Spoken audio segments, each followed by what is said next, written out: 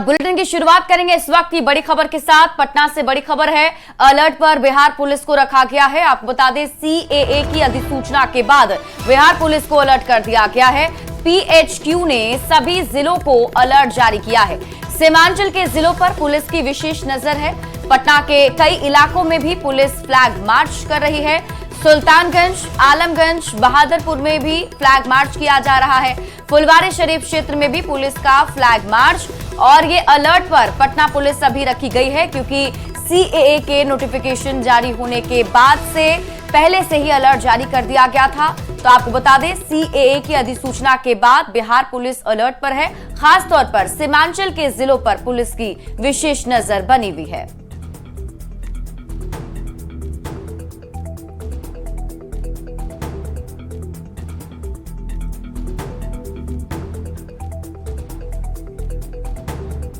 तो आपको बता दें कि अलर्ट मोड पर है बिहार पुलिस। सीएए की अधिसूचना के बाद बिहार पुलिस अलर्ट है। पीएचक्यू ने सभी जिलों को जारी किया है अलर्ट। सीमांचल के जिलों पर पुलिस की खासतौर पर नजर है। पटना के कई इलाकों में पुलिस का फ्लैग मार्च, सुल्तानगंज, आलमगंज, बहादुरपुर में फ्लैग मार्च कर रही है। और आपको बता दें कि फुलवारी शरीफ क्षेत्र में भी पुलिस का flag march.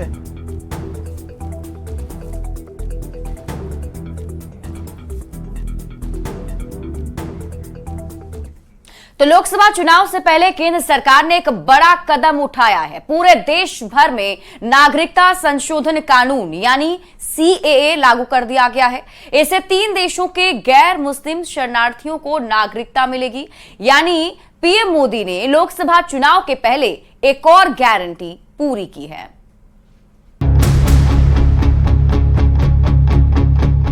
Citizenship amendment bill हम इसको लागू करने के लिए प्रतिबद्ध है। प्रधानमंत्री नरेंद्र मोदी ने पड़ोसी देशों के प्रताड़ित अल्पसंख्यकों को जो गारंटी दी थी, उसे गृह मंत्री अमित शाह ने पूरा कर दिया। यानी चुनाव से ठीक पहले मोदी की एक और गारंटी पूरी हुई है और हिंदुस्तान में सीएए लागू हो चुका है। मोदी सरकार ने नागरिकता संशोधन कानून का नोटिफिकेशन जारी कर दिया, जिसके बाद कई तरह के सवाल खड़े हो रहे हैं। बता दें कि विपक्षी दलों ने सीएए को लेकर पहले भी देश में माहौल खराब करने की कोशिश की थी। सीएए को चुनावी हथकंडा बताया, लेकिन नागरिकता संशोधन कानून को समझेंगे तो वो वहम और अफवाह भी दूर हो जाएंगे, जिसके बूते विपक्षी पार्टियां मुस्लिमों को भड़काने की कोशिश करती रही। दरअसल सीएए लागू होने से 3 पड़ोसी देश के शरणार्थियों को नागरिकता मिलेगी। अफगानिस्तान, पाकिस्तान और बांग्लादेश के शरणार्थी को नागरिकता मिलेगी। हिंदू, सिख, बौद्ध शरणार्थी भारतीय नागरिक बन जाएंगे। जैन, ईसाई, पारसी शरणार्थी भारतीय नागरिक बन जाएंगे। अवैध तरीके से भारत आए शरणार्थी भी नागरिक बनेंगे। 31 दिसंबर 2014 से पहले आए लोग देश के नागरिक बन जाएंगे। गृह मंत्री अमित शाह ने साफ कर दिया था कि सीएए भारत का कानून है और ये लागू होकर रहेगा। और शाह ने जो कहा उसे पूरा करके दिखाया, और इसे लेकर विपक्ष हमलावर है। सीएए देश का कानून है, इसको कोई रोक नहीं सकता और हम सीएए को लागू कर रहेंगे। भाई और बहनों, जो वहां से आए हैं वो सभी हिंदू भाइयों बहनों का इस देश पर इतना ही अधिकार है जितना मेरा और आपका अधिकार है। कि एक बीजेपी का इलेक्शन पब्लिसिटी है, नथिंग इज देयर। तो 20 साल में एक कानून पास हुआ था, उसका बाद 4 साल बीत गया, लेकिन अभी चुनाव जब आते हैं एक कुछ गाप गप पकड़ते हैं, एक भी एक गाप गप है, लेकिन असली पौधा किसी को नहीं मिलेगा। केंद्र सरकार ने सीएए से जुड़े एक वेब पोर्टल को तैयार किया है, जिसमें 3 मुस्लिम बहुल पड़ोसी देश से आने वाले वहां के अल्पसंख्यकों को इस पोर्टल पर अपना रजिस्ट्रेशन कराना होगा और सरकारी जांच पड़ताल के बाद उन्हें कानून के तहत नागरिकता मिलेगी। मतलब ये मोदी की गारंटी है, जो गारंटी की भी गारंटी है। अब सीएए लागू होने के बाद विपक्ष के पास सिर्फ विरोध और अफवाह फैलाने के अलावा कुछ नहीं बचा, और इसी को ध्यान में रखते हुए उत्तर प्रदेश से लेकर दिल्ली तक की सुरक्षा बढ़ा दी गई है। Bureau report, news 18। देश भर में सीएए लागू होते ही राजनीति काफी ज्यादा गरमाई हुई है। बीजेपी विरोधी कई दलों के नेताओं ने सीएए का विरोध किया है।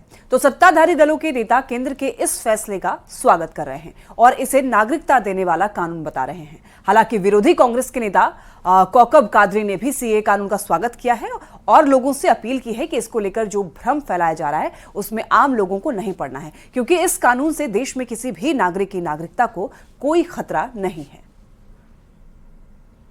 हमारी पार्टी जनता दल यूनाइटेड ने राज्यसभा में और लोकसभा में इसको सपोर्ट इसी बुनियाद पे किया था कि ये शहरियत देने का कानून है।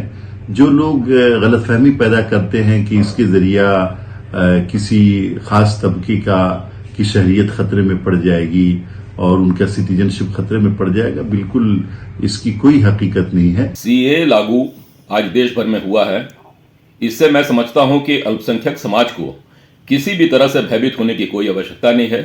सीएए कानून आपके नागरिकता देती है, ना कि नागरिकता लेती है। इसलिए किसी भी भ्रम में रहने की कोई आवश्यकता नहीं और भयभीत होने की कोई जरूरत नहीं। इस कानून के आने के बाद किसी भी एक भारतीय की नागरिकता नहीं जाएगी। पाकिस्तान, बांग्लादेश और अफगानिस्तान में धार्मिक आधार पर जो अल्पसंख्यक हैं, जिनको प्रताड़ित किया जाता था और जो भारत में आए शरणार्थी बनके 2014 से पहले, उनको भारत की नागरिकता देने के लिए यह कानून आया है। लेकिन विवादित मुद्दों को चुनाव के समय ये सीएए कानून का नोटिफिकेशन करना ये बता रहा है कि इनके मनसा में, नियत में खोट है और ये सरकार अब जाने वाली है। जाने के समय ये अपने ताबूत में अंतिम कील ठोक रही है। देखिए, देश के किसी भी नागरिक या किसी भी नागरिक समूह का अधिकार प्रभावित नहीं होना चाहिए। उसके मूल अधिकारों पर कहीं चोट नहीं होनी चाहिए।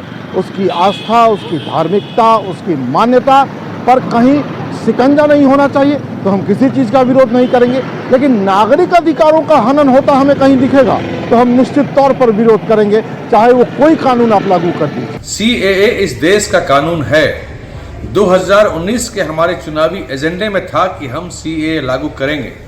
जो धर्म के आधार पर प्रताड़ित दूसरे देशों के लोग हैं, उनको नागरिकता देने का यह कानून है और हम उनको नागरिकता देने का काम करेंगे। यह इस देश का कानून है और यह लागू हुआ। इसके लिए माननीय मोदी जी को, माननीय गृह मंत्री अमित शाह जी को बहुत बहुत बधाई।